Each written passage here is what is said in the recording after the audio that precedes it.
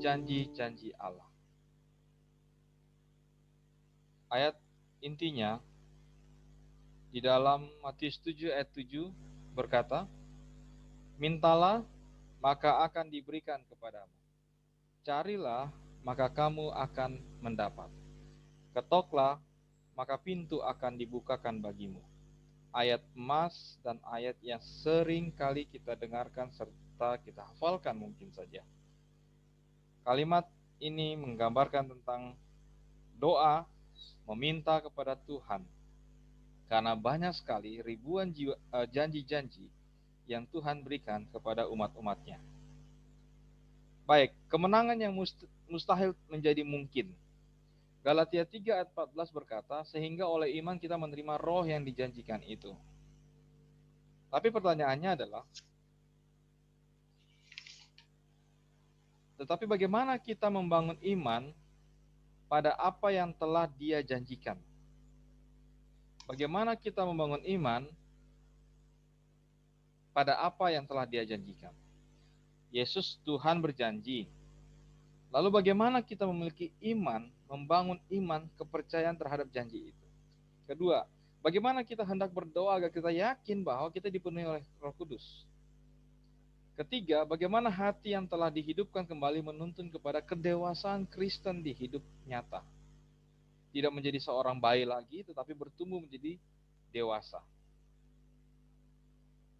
Selama bertahun-tahun ada ilustrasi di sini tentang praktek kebaktian yang disebut berdoa dengan janji-janji.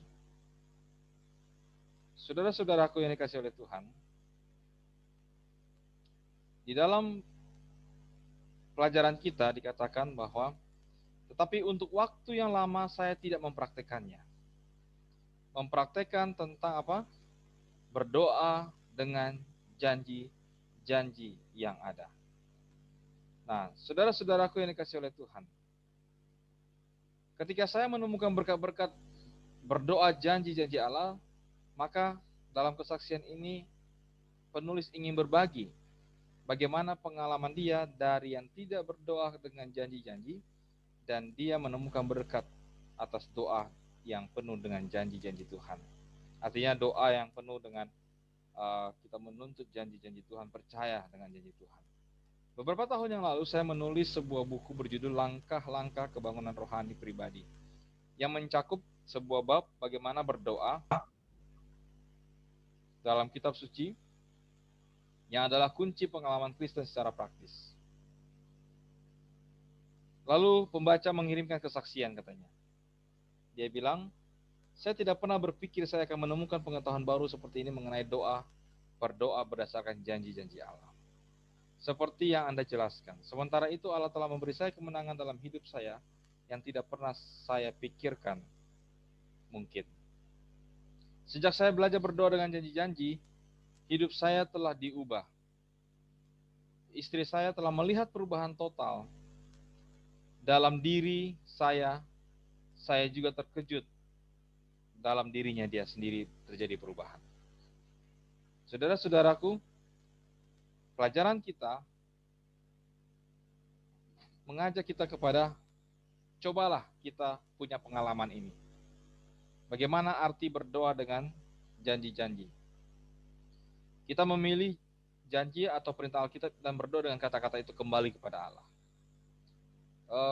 Saudara bisa googling atau cari di berbagai sumber janji firman Tuhan yang betul-betul bahasa janji, kurang lebih 1.300 kalimat ada dalam Alkitab yang mengutarakan tentang janji. Coba kita lakukan ini, bersandar kepadanya dan melakukan apa yang ia janjikan. Lalu kita berkenan memberikan perkenanan kepada dia untuk membimbing doa-doa kita dan berbicara kepada kita melalui firman. Masih ragu lagi? Seperti yang kadang-kadang dilakukan semua orang, kita dapat mengarahkan pandangan kita kepada apa? Janji lagi, kembali lagi kepada janji itu lagi. Jadi kalau orang berjanji kan, seringkali ketika muncul keraguan janji itu, kita meragukan seseorang itu, maka yang dapat menghibur kita adalah sebuah janji. Pasangan suami istri juga seringkali ada masalah. Ada masalah, ada tantangan-tantangan dalam rumah tangga, dan akhirnya apa? Ada keraguan. Tapi yang menghibur diri atau yang menghibur dalam suasana itu adalah mengingat janji-janji. Oh, dia telah berjanji. Percaya. Berjanji. Ronald Buat menuliskan begini. Untuk menghapuskan janji-janji Allah dan firman akan seperti menghapuskan matahari dari langit. Wow, ini luar biasa nih kutipan ini. Untuk menghapuskan janji-janji Allah dari firman akan seperti menghapuskan matahari dari langit. Matahari adalah kebutuhan mendasar bagi manusia. Jikalau katanya kita tidak menggunakan atau menghapuskan, menyingkirkan janji-janji Allah, maka kita sedang menghapuskan matahari dalam hidup kita. Allah telah menempatkan janji-janji dalam firman-Nya untuk menuntut kita memiliki iman kepadanya. Dalam janji-janji ini dia menarik kembali tabir dari kekekalan. Pertama, kita diberitahu untuk membuat permintaan kita dalam nama Yesus Kristus. Jikalau kamu meminta sesuatu kepadaku, gunakanlah namaku, kata Yesus. Aku akan melakukannya. Ini sebuah kalimat yang luar biasa dalam Yohanes 14 ayat 14.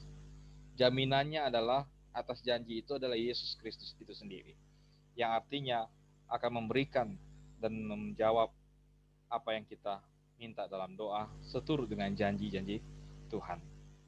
Allah juga memberikan janji umum bahwa dia menjawab doa-doa sesuai dengan kehendaknya, bukan kehendak kita manusia.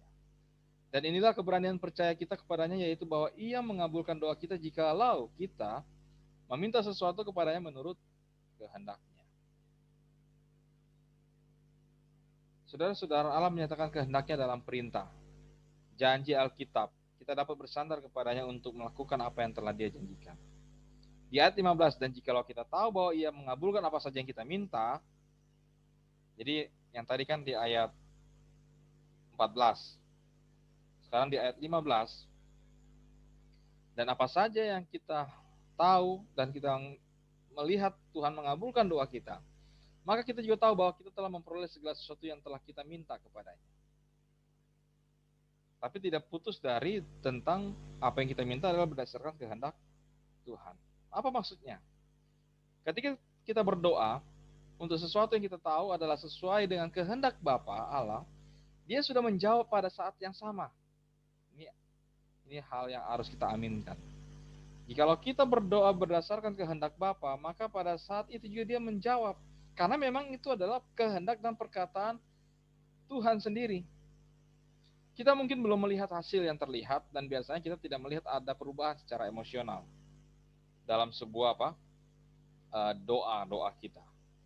Tetapi doa-doa kita dijawab melalui iman, bukan oleh perasaan kita. Ini kunci penting juga dalam doa. Doa itu, saudara, jangan kita bawa dengan sebuah perasaan yang berlebihan. Karena perasaan manusia ini sangatlah labil dan fana. Kita sangat subjektif, kita bisa berubah. Hari ini perasaan kita senang, faktornya ada. Hari ini kita merasa tidak senang, faktornya ada. Tetapi doa-doa itu harus melalui iman. Kalau bicara melalui iman, maka akan ada konsistensi. Konsistensi tentang apa? Kita konsisten tentang percaya kepada Tuhan. Bukan oleh karena situasi, keadaan, dan tertentu.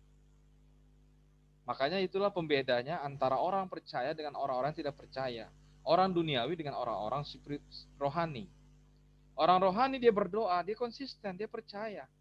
Sampai dia pun mau mati rasanya, menderita rasanya, tetapi dia tetap percaya. Tetapi kalau doa yang duniawi adalah doa yang pada saat menderita dia rasa Tuhan tidak menjawab, pada saat dia senang dia rasa Tuhan menjawab. Tetapi itu hanya rasa. Setan pun bisa menyenangkan rasa-rasa kita. Buktinya, setan mencoba Yesus untuk memenuhi rasa, tapi Yesus tidak memiliki rasa seperti manusiawi. Ketika lapar dan haus, Yesus tetap konsisten terhadap kehendak Tuhan. Ketika dia sedang di dalam posisi tinggi, dia tetap konsisten percaya Tuhan dan tidak mempermainkan Tuhan. Ketika dia digoda dengan sebuah kekayaan dunia, dia tetap konsisten bahwa dia adalah Tuhan yang harus disembah, atau dia percaya bahwa hanya Allah Bapa yang harus disembah, maka dia mengutuk setan saat itu. Itulah doa-doa atau kehidupan doa yang penuh dengan iman, bukan oleh karena rasa-rasa. Memang kita manusiawi, saudara, perasaan kita akan mengikuti nantinya. Tapi untuk saat ini kita percaya janji Tuhan. Perasaan ini memang akan mengikuti, akan tiba-tiba datang jawaban itu dan memberikan kepada kita apa? Perasaan damai dan tenang. Itu penting memang. Ada rasa baik juga ketika memiliki perasaan baik dan nyaman dan tenang. Tapi hati-hati setiap doa kita, apakah kita berdasarkan keinginan kita atau kehendak Tuhan. Sebagai contoh, saya telah belajar sesuatu ketika berdoa dengan orang-orang yang kecanduan alkohol dan nikotin.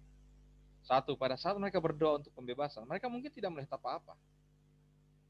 Mungkin mereka juga saat itu tidak bebas dari alkohol dan nikotin atau rokok dan sebagainya. Kecanduan itu. Tapi pada saat berdoa pembebasan, mereka harus menerima pembebasan melalui apa? Iman. Bukan berdasarkan hasil saat itu, tapi percaya dulu dengan iman bahwa dia akan dibebaskan. Inilah kuncinya, saudara. Tapi mungkin beberapa jam kemudian mereka melihat mereka tidak memiliki keinginan lama untuk minum atau tembakau. Pada saat ini mereka telah menerima pembebasan praktis yang diminta dalam doa. Prosesnya, perubahan terjadi oleh karena konsistensi iman kita kepada Tuhan. Bukan hasil atau tujuan yang didapat, tetapi prosesnya. Melalui iman yang dipegang selalu, dimiliki selalu, walaupun mungkin saat ini belum terlihat, tapi dengan iman, maka proses itu akan membawa kepada apa? Pembebasan yang sejati. Tuhan melalui roh nubuat mengatakan, berdoa dan janji-janji ini, Allah memerlukan mereka, kalau tidak, ia tidak akan mengutus anaknya, melakukan tugas semahal itu untuk menebus mereka. Allah memerlukan manusia. Kalau tidak, buat apa dia sampai rela-rela mengutus anaknya dan mati untuk menebus? Ia mau menggunakan manusia, dan ia sangat senang. Ia sangat senang bila mereka mengadakan tuntutan yang paling tinggi kepadanya agar mereka dapat memuliakan namanya. Mereka dapat mengharapkan perkara-perkara yang besar kalau mereka beriman akan janji-janjinya. Saudara-saudaraku, memohon akan Roh Kudus, Allah berdiri siap atas setiap janji yang telah dibuatnya. Dengan Alkitab di dalam tanganmu katakanlah, telah kuperbuat sebagaimana telah engkau katakan, aku mempersembahkan janjimu. Mintalah maka akan diberikan kepadamu, carilah maka kamu akan mendapat, ketoklah maka pintu akan dibukakan bagimu. Yesus berjanji, apa saja yang kamu minta dan doakan, percayalah bahwa kamu telah menerimanya. Kalimat ini secara kata-kata agak membingungkan, karena bagaimana kita berdoa lalu dikatakan telah menerimanya.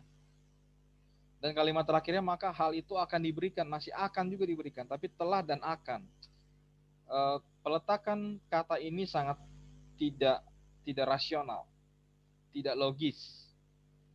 Kita minta, terus dikatakan telah menerimanya, tapi itu akan diberikan. Inilah yang saya katakan. Doa dengan janji penuh iman, maka proses itu akan berjalan. Jawaban itu akan terwujud dan terjadi.